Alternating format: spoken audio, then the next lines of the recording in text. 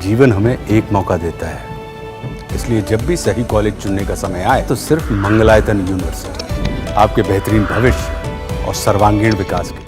महाराष्ट्र नवनिर्माण सेना के प्रमुख राज ठाकरे का उत्तर प्रदेश के प्रयागराज में संपन्न हुए महाकुंभ पर एक बड़ा बयान सामने आया है।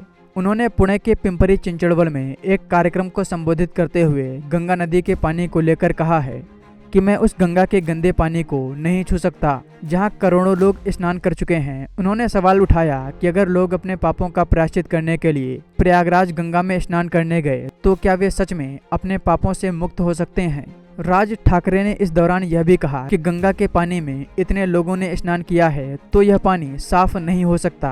राज ठाकरे ने महाकुंभ से लाया गया गंगा जल पीने से इनकार कर दिया। राज ठाकरे ने कहा कि सोशल मीडिया पर हम रोज देखते हैं कि लोग गंगा में नहाते समय खुद की साफ सफाई करते हैं और यहाँ बालानंद गांव कर मुझे वहाँ का वह पानी पीने के लिए दे रहे हैं। मुझे बताओ वह पानी कौन पिएगा। उन्होंने इस मुद्दे को गंगा की सफाई से जोड़ते हुए कहा कि यह मुद्दा नदी के पानी की सफाई का है। उन्होंने आगे कहा कि आप अब विश्वास और अंधविश्वास के बीच का अंतर समझ गए होंगे। राज ठाकरे ने इसके आगे कहा, हमारे देश की कोई भी नदी साफ नहीं है, फिर भी हम इन नदियों को माता मानते हैं। विदेशों में नदियां साफ सुथरी हैं, लेकिन वहां नदियों को माता नहीं माना जाता।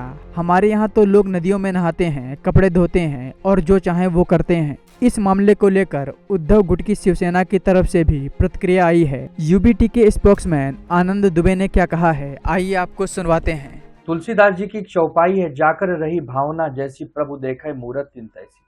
जिसकी जैसी भावना होती है वैसी उसको मूरत दिखाई देती है। करोड़ों करोड़ों हिंदू भाई बहनों को, सनातनियों को महाकुंभ में अपना धर्म दिखा, अपनी आस्था दिखी, अपनी भावना दिखी। गंगा मैया के प्रति, यमुना मैया और सरस्वती मैया के प्रति प्रेम दिखा। लोगों ने श्रद्धा की डुबकी लगाई, लोगों ने बहुत अच्छा जाकर वहाँ स्नान किया और पूजा अर्चना की। अब राज ठाकरे जी को लग रहा है कि गंगा मैया का जो पानी है वो बहुत प्रदूषित है, उसको हम छू भी नहीं सकते, पी भी नहीं सकते। होगी उनकी ऐसी भावना, लेकिन राज ठाकरे जी को ये समझ लेना चाहिए कि सनातनियों का देश है, ये हिंदुओं का देश है। यहाँ पर कम से कम हमारी भावना का अगर आप सम्मान नहीं कर सकते, आप खुद जाके डुबकी नहीं लगा सकते, तो कम से कम जो लोग डुबकी लगा रहे हैं, जो सनातनी है, जो आस्था को मानते हैं, उनका आपको अपमान करने का भी कोई अधिकार नहीं है। आपको करोड़ों करोड़ों हिंदू भाई बहनों से, महाराष्ट्र वासियों से और देशवासियों से माफी मांगनी चाहिए कि आप एक क्या बयानबाजी कर रहे हैं।